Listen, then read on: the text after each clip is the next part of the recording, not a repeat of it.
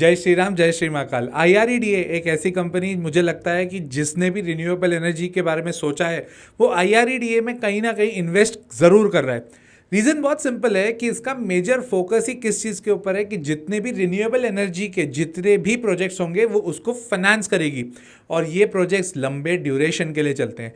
ऐसी कंपनी का quarterly result जब आता है ना तो उसका डिटेल एनालिसिस करना बहुत ज़रूरी है, क्योंकि फ्यूचर स्कोप कैसे चलेगा इस कंपनी का वो जानना भी बहुत ज़रूरी है।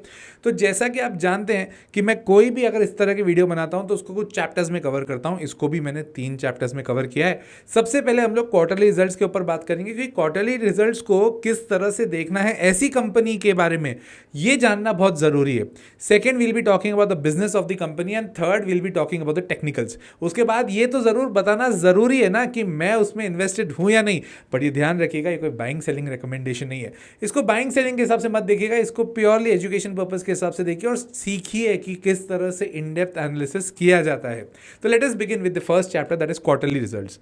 सबसे पहले हम रेवेन्यू की बात करते हैं और हम मार्च 2025 क्वार्टर को मार्च 2024 क्वार्टर से कंपेयर करेंगे, जिसको हम बोलते हैं YOY एनालिसिस, जिससे हमें क्लियर पिक्चर मिलती है। 1904 करोड़ का रेवेन्यू था मार्च 25 क्वार्टर में, जो अभी अभी रिजल्ट्स आए। अगर मैं इसको मार्च 24 क्वार्टर से कंपेयर करूं तो वहां पे 1391 करोड़ का था। इफेक्टिवली अगर आप देखोगे तो करीब करीब 500 करोड़ का रेवेन्यू बढ़ा है, मतलब करीब करीब 40% का रेवेन्यू बढ़ा है, विच इज़ अमेजिंग। क्यों? अरे इतने सारे प्रोजेक्ट्स हैं रिन्यूएबल एनर्जी के, इनके पास जो भी पैसा आ रहा है ये भरपूर पैसा इन पे लगा रहे हैं और ज़्यादातर गवर्नमेंट सैंक्शन है, तो वहाँ से जो पैसा आना है उसमें कोई दिक्कत तो आनी नहीं चाहिए। फाइनेंस प्रॉफिट, यहां पर ऑपरेटिंग प्रॉफिट नहीं देखा जाता है, इसको बोलते हैं फाइनेंस प्रॉफिट। क्यों? क्योंकि इस कंपनी का मेजरली काम क्या है भाई साहब कि मार्केट से लोन उठाना सस्ते में और रिन्यूएबल एनर्जी के जो प्रोजेक्ट्स हैं उनको लोन देना थोड़े महंगे में, ताकि ये लोग थोड़ा पैसा कमा पाए। इसको हम बोलते हैं फाइनेंशियल प्रॉफिट्स। तो फाइनेंशियल प्रॉफिट इनका अगर देखें तो इनका 488 करोड़ से बढ़कर 630 करोड़ हुआ है। दैट इज ग्रेट, 25% से करीब करीब बढ़ा है। That is amazing. मतलब रेवेन्यू 35-40% से बढ़ा है और फाइनेंशियल प्रॉफिट भी करीब 25-30% से बढ़ा है, 25% से। प्रॉफिट बिफोर टैक्स 480 करोड़ से बढ़कर 630 करोड़ हुआ है। That is also good, same line length पे चल रहा है। प्रॉफिट आफ्टर टैक्स की बात करूं 337 करोड़ से बढ़कर 502 करोड़ हुआ है। मोटा माटी 50% से प्रॉफिट आफ्टर टैक्स बढ़ा है। थोड़ा सा टैक्स का भी यहाँ पर गेम है, क्योंकि पहले इनके ऊपर टैक्स जो लग रहा था वो थोड़ा ज़्यादा लग रहा था, अभी थोड़ा कम लग रहा है। इन्होंने पहले थोड़े टैक्स भर दिए होंगे।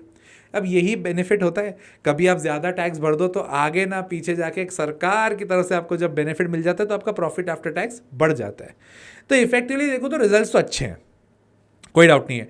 अब हम बात करते हैं, पूरा साल कंप्लीट हो चुका है तो पूरे साल की बात भी कर ले। FY24 को हम FY25 से कंपेयर करेंगे, जहां पर रेवेन्यू 4,965 करोड़ से बढ़कर 6,742 करोड़ हुआ।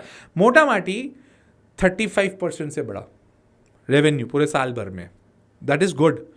फाइनेंशियल प्रॉफिट 1716 करोड़ से बढ़कर 2130 करोड़ हुआ। That is also good, fair enough. जिस हिसाब से रेवेन्यू बढ़ा उस हिसाब से प्रॉफिट्स भी ठीक ठाक बढ़े। Profit before tax it was 1685 crore, 26% का टैक्स लगा था, तो 1252 is the profit after tax. Similarly current year में FY25 में 19% का टैक्स लगा है, तो पहले भर दिया होगा तो अभी इनके पैसे कम लगे हैं, तो जो 2100 करोड़ का जो प्रॉफिट था वो गिर कर आया है। प्रॉफिट आफ्टर टैक्स की अगर मैं बात करूं तो 1700 करोड़। अच्छा बड़ा है यार। देखो revenue wise, business wise, scope wise मुझे ऐसे कोई दिक्कत अभी तक तो नहीं दिख रही है। ठीक है, इनके बोरोइंग्स देख लेते हैं। वैसे ऐसी कंपनीज में बोरोइंग देखने का कोई मतलब होता नहीं है, क्योंकि इनका काम ही क्या है, पैसा ब्याज पे लेना, पैसा ब्याज पर देना। तो इसको आप बोरोइंग जो इन्होंने ली हुई है ना उसको इतना ज़्यादा गहराई से देखना नहीं चाहिए, बट मैं इसको एक अलग एंगल से भी देखता हूँ। एज ऑफ नाउ इनकी इक्विटी जो मार्च 24 तक थी, दैट मीन्स FY24 तक थी, इक्विटी 8,500 करोड़ की थी, उसके बदले 49,000 करोड़ की इनकी बोरोइंग्स थी। ठीक है, ऑब्वियसली बात है, ये बोरिंग दी किसको है? गवर्नमेंट को। मेजॉरिटी किसको दी है? गवर्नमेंट को दी है। तो चलो ठीक है, थोड़ा सा हमें यहाँ पर स्टेबिलिटी आता है कि जो पैसा हमने मार्केट से उठाया वो दिया ही गवर्नमेंट को, तो वहां से तो आ ही जाएगा, तो तुमको वापस पैसा मिल जाएगा, लोड लेने की बात नहीं। बट वो चीज एक्सपोजर जो करंट ईयर में 10,000 करोड़ की इक्विटी थी, वो अब उसके बदले में अगर डेट देखूं, बोरोइंग देखूं, तो 62,000 करोड़ करीब करीब एक्सपोजर तो है, एक्सपोज तो अच्छा खासा किए हुए हैं। बट यहां से क्योंकि गवर्नमेंट को इन्होंने लोन्स दिए हुए, तो वहां पे हम थोड़े से बच जाते, चलो ठीक है यार, वांदा नहीं है, दे दो कोई दिक्कत नहीं है, ठीक है। प्रमोटर स्टेबल है, 75% गवर्नमेंट की होल्डिंग है। FIIs बहुत ज़्यादा इन्वेस्टेड नहीं है, 0.25% है। DIIs पहले 4% हुआ करते थे, अब वो 0.5 हो गए हैं, तो कोई दिक्कत ज़्यादा उसमें भी नहीं है। और पब्लिक के पास में 22% की होल्डिंग है। अब ना ये कंपनी को और गहराई से देखने का तरीका अलग हो जाता है। कैसे? इनका काम क्या है? मार्केट से पैसा लेना और ब्याज पे पैसा देना, वो भी रिन्यूएबल एनर्जी के प्रोजेक्ट्स को। तो इसमें आपको 3 और फिगर्स देखना जरूरी है। लोन कितने सैंक्शन हुए, सेकेंडली लोन बुक क्या है, और थर्ड कितना डिसबर्स हुआ है। इसको मैं और थोड़ा तार तार करके बताता हूं। बहुत सारे प्रोजेक्ट्स आते हैं इनके पास में और वो बोलते हैं कि हमें पैसा दो तो हम ये पावर प्रोजेक्ट चालू करें, हम रिन्यूएबल एनर्जी का प्रोजेक्ट चालू करें। और अगर इन्होंने बोला हाँ हाँ हाँ दे रहे हैं, कोई दिक्कत की बात नहीं है, रुको रुको दे रहे हैं, तो ये हो गई लोन बुक। फिर उनसे मांगे जाएंगे बहुत सारे डॉक्यूमेंट, और वो डॉक्यूमेंट के बाद में उनको ये बताया जाएगा हाँ इतना, हम आपने कितने मांगे पैसे, 1 लाख करोड़, नहीं नहीं नहीं, हम आपको 60,000 करोड़ देंगे। तो यहां पे 60,000 करोड़ क्या होगी? Sanction amount. और सैंक्शन में भी जरूरी नहीं है कि पूरा का पूरा हाथों हाथ डिसबर्स हो जाए, उसका भी कुछ कुछ पैसा डिसबर्स होता है। तो लोन बुक बड़ा टर्म हो गया एक तरह से, सैंक्शन उससे छोटा हो गया, और डिसबर्स और छोटा हो जाता है। तो आपको ये भी देखना पड़ेगा, क्योंकि डिसबर्स कितना हुआ, डिसबर्स ज्यादा होगा तो ही तो इनको ग्रोथ मिलेगी, वरना इनकी ग्रोथ कहां से आएगी, है ना। तो सबसे पहली चीज, लोन बुक अभी इनकी आउटस्टैंडिंग है 76,282 करोड़ की, जो पिछले साल थी 59,700 करोड़ की। वहां से बड़ी है ना, अच्छी खासी बड़ी, 57,000 से 76, गुड इनफ, 19,000 करोड़ से बड़ी है। जो इन्होंने लोन का सैंक्शन किया है, पहले 37,300 करोड़ के सैंक्शन थे, वो बढ़कर हो गए 47,000। सेम लाइन लेंथ पे चल रहे हैं, 20% ग्रोथ उसमें भी है, इनफैक्ट ज्यादा है, 30% है। और डिसबर्स कितने किए? 30,138 करोड़, 188 करोड़, जो कि 20% को ग्रो करके किए। तो हर एंगल से मैं देखूं तो मेरे को तो रिजल्ट्स ठीक लग रहे हैं। वो अलग बात है कि स्टॉक अभी रिसेंटली इतना ज्यादा परफॉर्म नहीं किया है, तो बहुत ज्यादा इस पर लोड लेने की बात नहीं है, आज नहीं कल तो परफॉर्म कर देगा। एक खास खबर इसमें आई है 1-2 दिन पहले ही, जिसके कारण मेरे को लगा कि ये वीडियो बनाना बहुत जरूरी है आप लोगों के लिए। वो ये है कि ये 5,000 करोड़ का QIP लेके आना चाह रही है, नए फंड्स रेस करना चाह रही है, ठीक है। तो 5,000 करोड़ ये 173 के भाव से लेके आएगी, और करंटली अभी भाव 174 175 भी है। तो बहुत ज्यादा मजेदार बात नहीं है कि एकदम सस्ते में ले तो हर कोई अप्लाई कर रहा है, ऐसा कुछ नहीं है। इसी भाव पर ये 5,000 करोड़ और रेस करना चाहती है। तो फाइनेंशियली हर तरफ से मेरे को कंपनी ठीक लग रही है। Let us come to the business part of the company, which is the second chapter. Non deposit NBFC है ये, मतलब ये मार्केट में लोगों से डिपॉजिट नहीं ले सकती है, जिसको हम कासा बोलते हैं ना, करंट अकाउंट सेविंग अकाउंट, वो ले नहीं सकती। मतलब इनका काम क्या है? मार्केट से पैसा उठाओ और ब्याज पे दो, ठीक है। अगर मैं ऐसा अलाउ कर दूं इन कंपनी को, मैं तो मतलब सरकार की बात कर रहा हूं, सरकार ऐसा अलाउ कर दे कि जितने भी जनरल पब्लिक है वो भी इनके अकाउंट में जमा कर सकते हैं, ये भी अपने यहाँ जैसे SBI का अकाउंट खुलाते हो ना, इनके पास भी अकाउंट खुलवा दो, डिपॉजिट अकाउंट खुलवा दो। तो वैसा किया जा सकता था, बट वैसा किया हुआ नहीं है। तो ये कंपनी पूरी मेहनत से चल रही है, जो भी बोरोइंग ले रही है वो बोरोइंग से आगे बोरोइंग दे रही है, ठीक है।